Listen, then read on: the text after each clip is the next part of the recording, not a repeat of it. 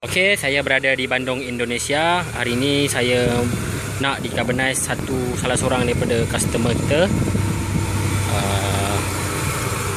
di mobilnya, iaitu Honda SV4 menggunakan satu botol zero carbon. Okey, ini pak mobilnya ya.